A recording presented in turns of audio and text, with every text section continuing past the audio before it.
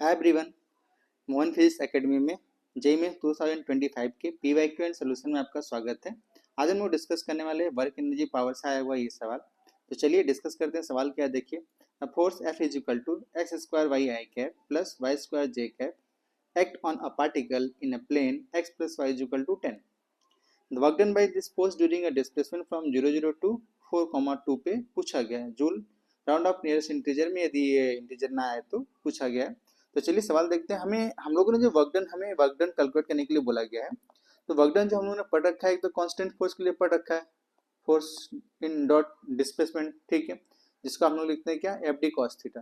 दूसरा हम लोगों ने वेरिएबल फोर्सेस के लिए पढ़ रखा है। तो हम लोग वेरिएबल के लिए ऐसे कुछ पढ़ा है इंटीग्रेशन के फॉर्म में, integration of F dot d are, ठीक है। इसमें भी हम लोग देखे होंगे कि फोर्स के बेस पे हम लोग कंजर्वेटिव, जब नॉन कंजर्वेटिव फोर्सेस पढ़ रहे थे तो हमने देखा होगा कि एनर्जी के बेस पे हम कैसे फोर्सेस को डिफाइन करते हैं, कंजर्वेटिव फोर्स है या नॉन कंजर्वेटिव फोर्स है, और उनका वर्गन कैसे कैलकुलेट करते हैं, ठीक है। तो आपने इसमें देखा होगा कि कांस्टेंट फोर्स होगा इंटीग्रेशन करने के लिए, फिर हमने इसमें देखा कि वेरिएबल फोर्स होगा, ठीक। फिर हमने इसमें देखा कि पार्शियल डिफरेंशियल इक्वेशंस मिलेंगे। ये तीन केसेस मिलते थे, ठीक है। इन सब के अलावा अगर इनमें कोई वैलिड नहीं होता है तो हम लोग नए फोर्स को डिफाइन किए थे, नॉन कंजर्वेटिव फोर्सेस, ठीक है, जो पाथ के ऊपर डिपेंड करता था, जिनका वर्क डन किसके ऊपर डिपेंड करता था, पाथ के ऊपर। इनका वर्क डन किसके ऊपर डिपेंड करता था, इनिशियल और फाइनल के ऊपर। तो अब हम लोग इस सीधे डायरेक्टली हम देखते हैं कि ये क्या, इन दोनों बातें हम लोग जो डिस्कस किया डायरेक्टली फिट होता है क्या। तो कांस्टेंट तो है नहीं, तो हम सीधे लिखते हैं work done is equal to F dot d r. Clear है। तो हम लिखेंगे कितना, देखिए, x square y d x plus integration of y square d Y.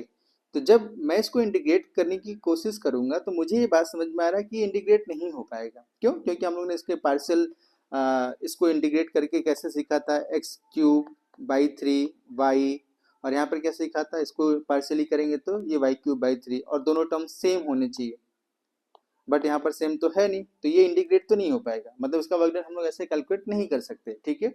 इसीलिए हमें दिया गया कि ये एक्स प्लस वाई प्लेन पे मूव कराया जा रहा है ताकि पाथ डिपेंडेंट है, ठीक है। तो अब यहाँ पर अगर मुझे वाई पता चल जाएगा एक्स के टर्म में, अगर ये वाई पता चल जाए मुझे एक्स के टर्म में, तो ये आसानी से मैं इसका वर्क डन फाइंड कर सकता हूँ, ठीक है।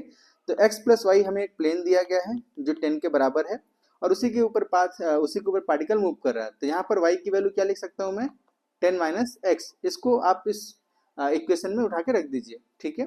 तो देखिए क्या हो जाएगा वर्क डन। अब कैलकुलेट कर सकते हैं हम लोग, क्योंकि हमें पता चल चुका कि पाथ कैसा है, x square 10 minus x d x plus y square d y. और पार्टिकल कहाँ से कहाँ मूव कर रहा है, हमें पार्टिकल दिखाया गया है कि 0,0 से कहाँ जा रहा है, 4,2 पर, ठीक है। तो x में कहाँ 0 से 4 लिमिट दे देते हैं, y में कहाँ 0 से 2। अब इसको इंटीग्रेट करते हैं हम लोग।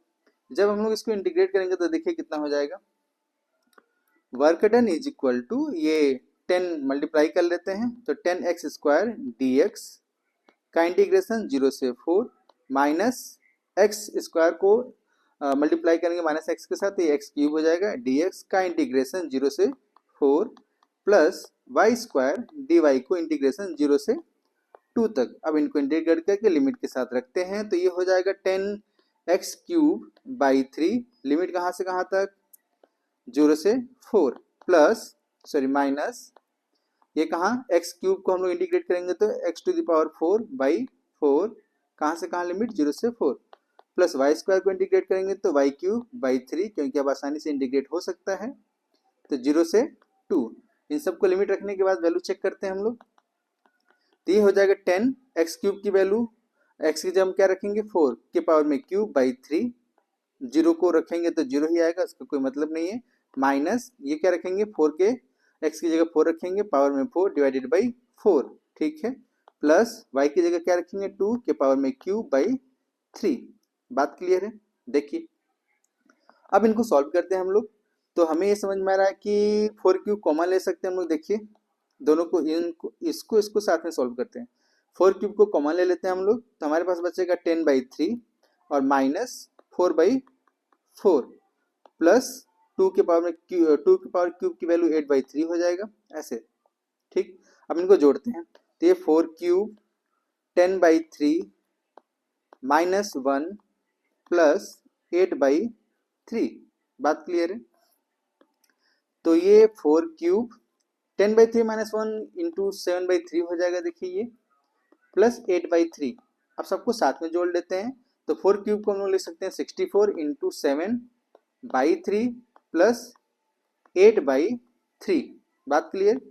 तो अब हम क्या कर सकते हैं, देखिए साथ में 3 को कॉमन ले लेते हैं या फिर सीधे सीधे जोड़ के लिख देते हैं 64 इंटू 7 प्लस 8/3। तो हम इसको सॉल्व करेंगे तो ये 7 4 ज़ा 28 और 2 कैरी होगा, 7 6 ज़ा 42 और 44 plus 8/3 which is equal to 456/3। Solve करेंगे तो 3 से डिवीजन करने के बाद ये 152 आएगा।